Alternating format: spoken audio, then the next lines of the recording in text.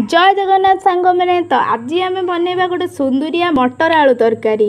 ये मटर आलू तरकारी को बनवाई आम नवा पूर्वज मानकर कला पड़ जाइथिबा कढ़ई से आम दबा 4 वर्ष पुराना तेल से तेल आम तापर पकेबा जीरा जीरा को भलसे ठोठा हो फुटी सारिबा परे से आम पकाइबा कटा होइथिबा कंचा लंका और अदा। ये अदा और कंचा लंका को भलसे भाजी सारला परे से आम पटाइबा छोट छोट छोट छोट हो कटा होइथिबा पियाज। यही पियाज को भलसे भाजी सारला परे से आम पकाइबा अदा और रसुण को कुटी कुटी से जीवन नहीं सारिबा परे प्रस्तुत होइथिबा अदा रसुण छेचा।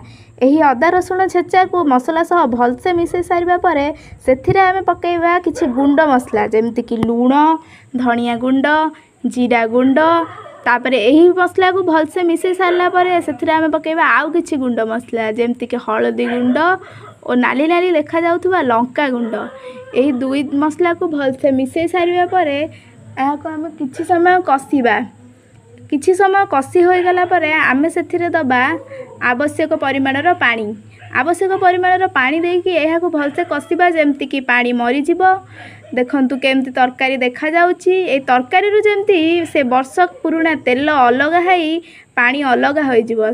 तापर से आम पकाइबा कस्तूरी मेथी पत्र आउ मीट मसला। यही दुई जिनस को भी भलसे ताथरे मिक्स करदबा।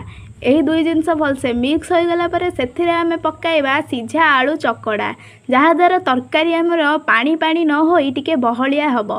तापर आम एठी सिझेकी रखिदेचु आलू आ मटर को आ सेपटे मसला सहित सीझा आलू को भलसे मिसई दउछु।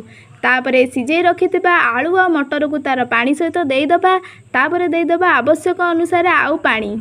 ए पानी दे सारला परे तरकारी को छाड़ी दबा फुटिबा पाई और फुटी सारला परे शेष रे आमे पकाई दबा टिके गरम मसला।